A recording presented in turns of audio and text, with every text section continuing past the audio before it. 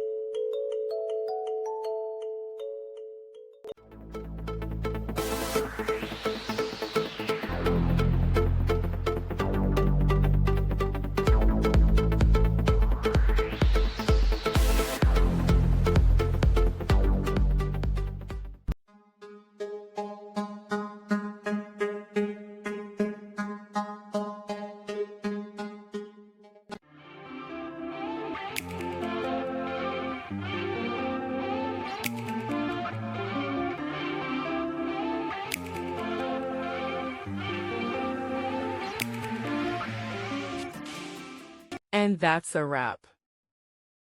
I hope you found the answer you were looking for. If you did, take a second to hit that subscribe button. It really helps out.